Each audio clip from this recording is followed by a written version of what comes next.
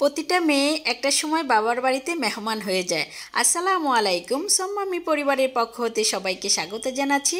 আজকেই দেখেন আমাদের বাসায় কে এসেছে, ছোট্ট নাতি ছেলে, আমার ভাস্তির ছেলে। তো ওরা আজকে আমাদের বাসায় এসেছে, এই জন্য আমরা অনেক আয়োজন করছি।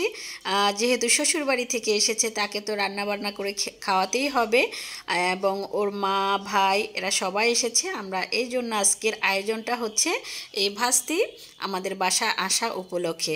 তো আমরা অনেক কিছু আয়োজন করে নিয়েছি, গুছিয়ে নিয়েছি, এখন রান্না করব।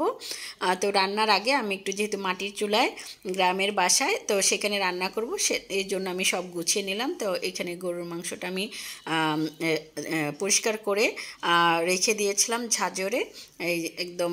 এখন আমরা হাত মাখিয়ে এই গোস্তটা এখন রান্না করব। তো গোস্তটার মধ্যে একে একে সব মশলাগুলো দিয়ে দিচ্ছি। আমরা পেঁয়াজ কুচি দিয়ে দিলাম, আদা রসুন, এই সব মশলাগুলো দিয়ে দিচ্ছি। গরুর গোস্ত হাত মাখিয়ে রানলে একটু ভালো লাগে, এই জন্য আস্তে আস্তে আমরা সব কিছুই দিয়ে দিচ্ছি। লবণ দিয়ে দিলাম পরিমাণ মতো, পরবর্তীতে লাগলে দিয়ে নিতে পারবো। লবণটা আমি সবসময় একটু কমই দেই। আর এই যে হলুদ দিলাম, মরিচের গুঁড়া দিলাম। এখন খুব ভালো করে মাখিয়ে নিব।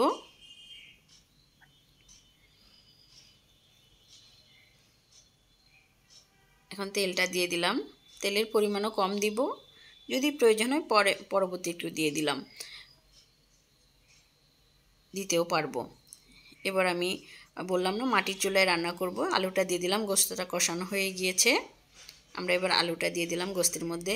আমাদের বাসায় আবার সব বাচ্চারা আলুর মধ্যে গোস্তটা খেতে পছন্দ করে। এই যে আমার রান্নাটা হয়ে গেল, একটু ভুনা ভুনা মতো করেছি, যেহেতু পোলাওর সাথে খাবে। তো এর মাঝে অনেক গরম পড়েছে, আবার লেবু শরবত, আমাদের গাছে লেবু, তো আমার আম্মা আবার লেবু শরবত বানিয়ে দিল যে খেয়ে তারপরে আবার রান্না শুরু করো। তো এবার আমরা মুড়ি ঘন্ট রান্না করব, বড় মাছের মাথা দিয়ে মুগ ডাল। একটা চুলায় যেহেতু রান্না করছি, মাটির চুলায়, এক এক করে প্রত্যেকটা রান্না আমি প্রথমে গুছিয়ে নিয়েছি। এখন এক এক করে সব নামাবো। গোস্তটা হয়ে গেছে, যে আমার ডাল রান্নাটা হয়ে গেছে, দেখতেও মাশাআল্লাহ খুব সুন্দর লাগছে, আর খেতেও অসম্ভব মজাদার একটি খাবার। অনেকেই পছন্দ করে মুগ ডাল রান্নাটা, তো আমাদের বাসারও সবাই পছন্দ করে। এবার আমি পোলাওটা রান্না করে নিয়েছি, ঝরঝরা পোলাওটা করার জন্য চেষ্টা করছি। আমি এবার ঘিটা দিয়ে দিলাম উপরে। আগে তো নানু, আমার আম্মা ঘি দিয়ে রান্না করতো, যেহেতু আমাদের গরু ছিল, গরু নিজেই ঘি তুলে, তো সেই ঘি দিয়েই পোলাও রান্না করতো। তো এখন তার পুরাটা আমরা ঘি দিয়ে রান্না করি না, সয়াবিন তেল দিয়েই করি, আর পরে একটু ঘি দিয়ে দিই।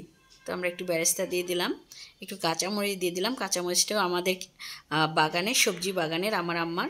তো এর ফাঁক দিয়ে আমরা আবার গাছে থেকে কলা কেটে নিয়ে আসলাম, গাছ পাকা কলা, গাছেই পেকে গিয়েছে। তো আমরা সেখান থেকে গাছ পাকা কলাটাও নিয়ে আসলাম, কলাটাও আমরা কেটে কেটে নিচ্ছি। যাই হোক, আমাদের আয়োজনটা সম্পূর্ণ হয়ে গেছে রান্নাগুলা। আমরা এবার খাবার টেবিলে চলে এসেছি, সবাই মিলে আমরা এখন খাবো। আসলে ভাস্তি এসেছে, তার উপলক্ষে রান্নাবান্নাগুলা, সেই হিসাবে আমরাও সবাই খাবো।